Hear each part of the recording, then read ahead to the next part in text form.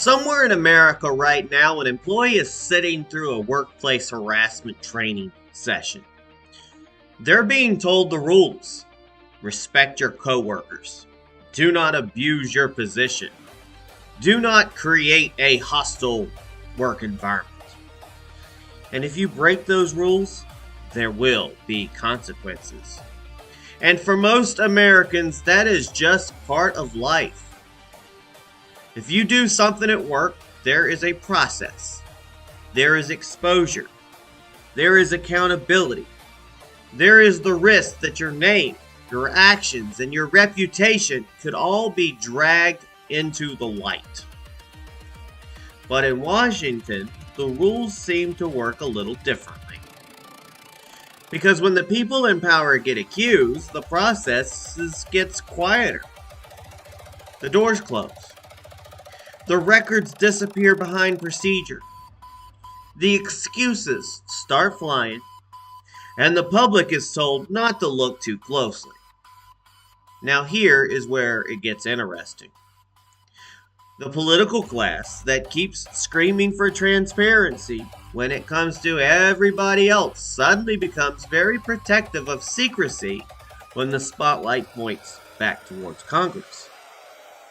And when Republicans and Democrats, who can barely agree on what day it is, come together in a giant bipartisan vote to keep something buried, that ought to make every American stop and ask what exactly they do not want us to see. Because this is not a close call. This was not a close call. This was not one party acting alone. This was Washington protecting Washington. And in case you missed it, that should concern every single one of us. So did Congress just vote to hide its own sexual misconduct files while demanding transparency from everyone else? Remember, we fight for what's right because it's time to go right.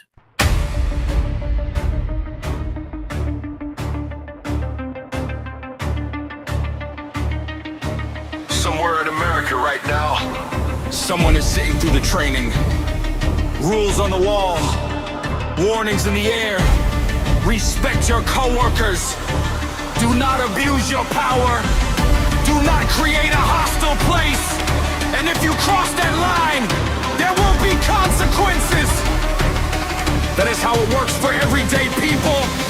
There is a process. There is exposure. There is accountability. There is risk. Your name can be dragged into the lake. But in Washington, the rules get quieter. The doors close. The records disappear. The excuses start flying and the public is told, do not look too closely. When both sides come together to keep something buried, every American should ask, what are they hiding? Did Congress just vote to hide its own misconduct files while demanding transparency from everybody else? Go right with Peter Boykin!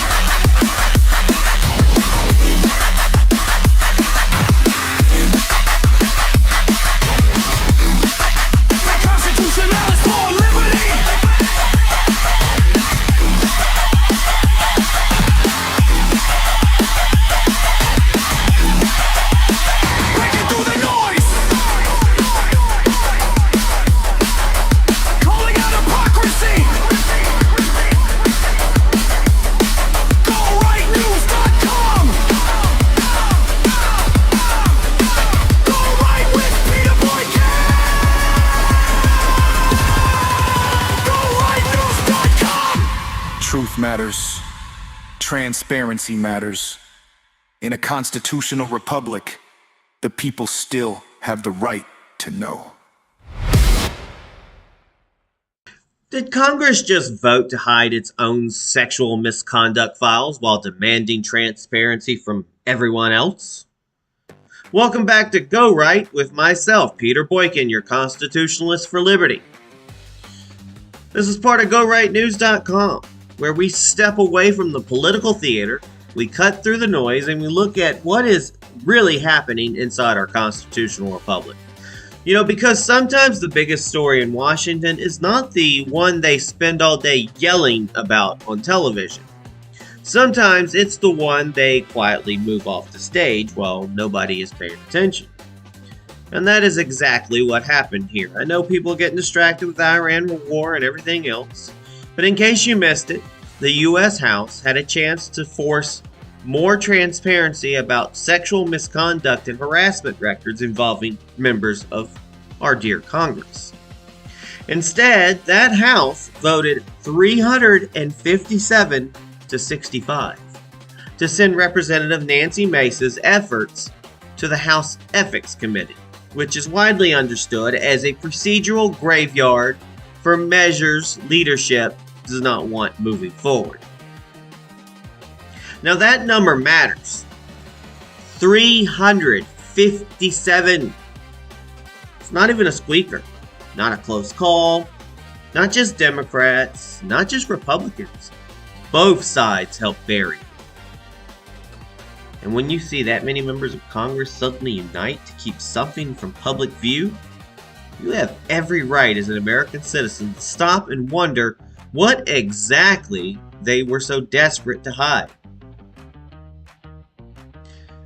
Now let's break down what happened. Nancy Mace introduced a resolution aimed at preserving and releasing records tied to sexual harassment and misconduct investigations involving members of Congress and congressional staff. Her office said the measure would force public disclosure of those records. This could have been a real transparency moment. If Congress truly believed that powerful people should not be shielded from scrutiny, this was the time to prove it. Instead, lawmakers voted to send it away. That means the public does not get to see what was in those files. The institution keeps control. And Congress gets to tell itself that it handled the matter through the proper channels, while the American people are left staring at just another locked door. Now, the defenders of this move say releasing internal investigative files could discourage victims and witnesses from cooperating in future cases. But that was the argument pushed by the Ethics Committee side. But let's get clear, folks. Protecting real victims matter. It should matter. But Americans have heard this song before. Sometimes, quote, protecting the process becomes code for protecting the institution. Sometimes privacy becomes the shield used to keep powerful people insulated for consequences. And sometimes sensitivity becomes the excuse for making sure the public never learns how misconduct was handled behind closed doors. And that is where trust starts to die. Because this did not just happen in a vacuum. Congress. It happened in Congress. Congress has a history here. For years, there's been a public anger over how workplace misconduct complaints were handled under the Congressional Accountability Act system. Before reform, some settlements tied to congressional workplace claims could be paid through public funds instead, rather than directly by lawmakers themselves. We're paying for their misconduct. Congress later changed parts of that system, but the history of secretive handling and taxpayer exposure never truly went away. That older history is exactly why people hear about this vote and think, here we go again. The same building, the same insiders, the same protective shell, the same political class telling the rest of America to live under rules they do not seem eager to apply to themselves. And here's the part that makes this even more explosive. This all unfolded while politicians on both sides have been loudly demanding transparency about the Epstein files. Oh, what about the Congress files? That is what makes the hypocrisy so hard to ignore. When the pressure is on to expose powerful people outside of Congress, Suddenly everybody wants sunlight. Everybody wants answers. Everybody wants documents released. Everybody wants the public to know the truth. But when the issue turns inward, when the records involve Congress itself, transparency suddenly becomes dangerous, complicated, and inconvenient. And that is why Nancy Mace responded the way she did after the vote, pointing out that some of the same voices demanding the release of the Epstein-related records had just voted to bury the sexual harassment files of members of Congress. Newsweek even reported that direct criticism after the House vote. And that is the whole rotten pattern in one sentence. Release the files when it damages outsiders. Hide the files when it damages insiders. Demand sunlight when it helps your narrative. Pull the blind shut when the light hits your own institution. And again, look at that number. 357 to 65. That's not just a few bad apples. That is not a misunderstanding. That is a giant bipartisan shield wall. That is the political class circling the wagons around itself. Now, why does this matter beyond Washington? Now, some people will hear this and say, well, this is just Washington being Washington. Or, people nowadays go, well, that's just politics. No. It's bigger than that. Because the culture of accountability inside the federal government does not stay in Washington. This isn't Las Vegas, folks. It spreads. If Congress can hide behind procedure, every other layer of government learns the lesson. If Congress decides the public should not get to see how misconduct allegations were handled against elected officials, what message does that send to state governments? Say like North Carolina. What message does that not send to county commissions? Lower and lower levels. To school boards. To city councils. To agencies. To every taxpayer-funded body that would love nothing more but to handle its own embarrassment. Quietly move on. This is just how bad habits become institutional culture. This is how secrecy becomes normalized. And this is how public trust gets gutted one closed file at a time. And in a constitutional republic, public office is not supposed to be private privilege. It's supposed to be public trust. And that trust only survives when the people can actually see how their government behaves. Not just when government wants to perform accountability, but when accountability becomes uncomfortable. Because let's be honest, the real issue here is not just one vote. It is the mindset behind the vote. It is the arrogance. It is the assumption that the American people are smart enough to pay for the government, obey the government, and vote for the government, but not important enough to know how that government handled misconduct inside its own very walls. That is the insult.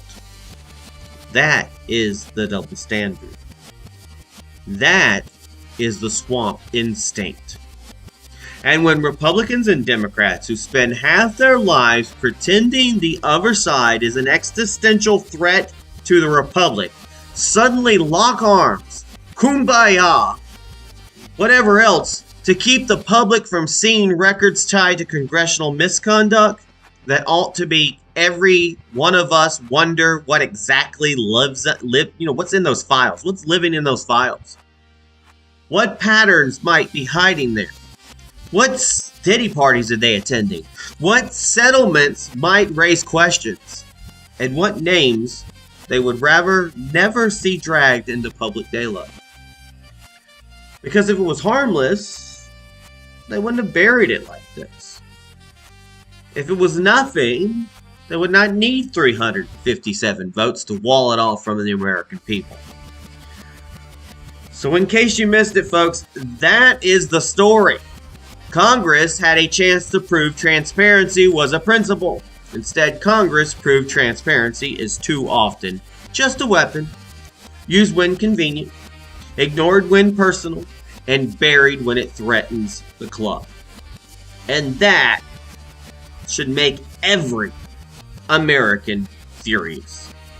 Folks, this has been Peter Boykin. I'm your constitutionalist liberty, and this is Go Right with me, Peter Boykin. You can check us out and more on GoRightNews.com and PeterBoykin.com. You can find us on Rumble, Spotify, Spreaker, Apple, Amazon, YouTube, Gab, Truth Social, TikTok, Facebook, and X, and some other places too. I don't know. Support independent constitutional journalism and commentary that is not afraid to call out the hypocrisy, no matter what side's doing it. And if you want to support what we're building, you can donate it to Cash App, $ Go Right News. I know most of you probably won't. Gases cost too much. Bills cost too much. But if you want to help out, it's great. Because the truth matters, folks. Transparency matters. And in the Constitutional Republic, the people still have the right to ask what their government is hiding. And that's all I gotta say. Go right, everybody. Have a good day. Yeah. Go Right News in the building. Constitution in one hand, freedom in the other. Yeah, yeah. New protest, new day. What does the left say?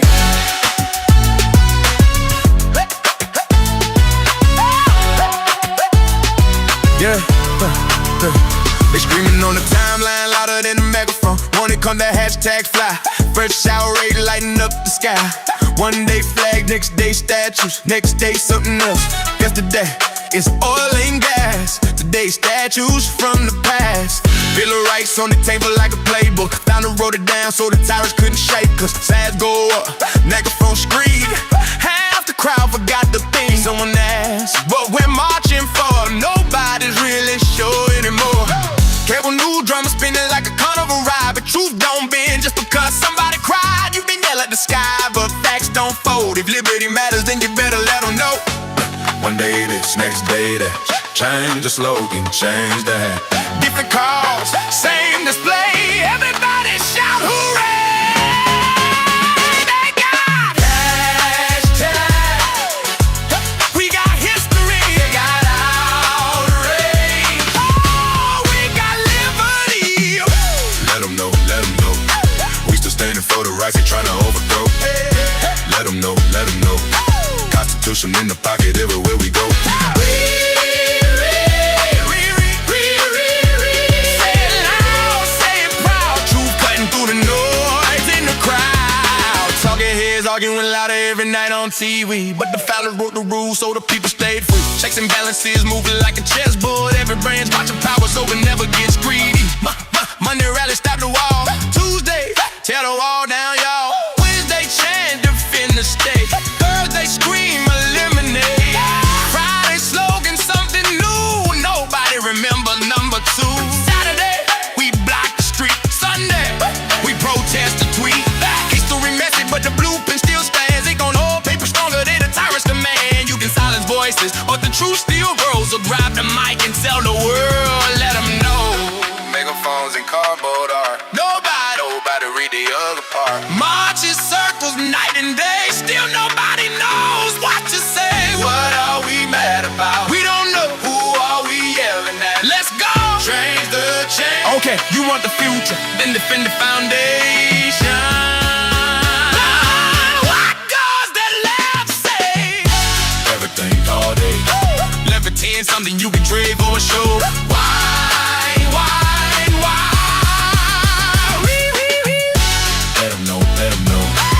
In a republic, watch it grow.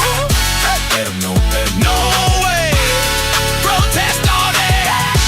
Stand tall, stand grow. Lights don't fade when the people carry on. When they are, change outside. Your freedom will let it show. Raise your voice and go right. Let them know.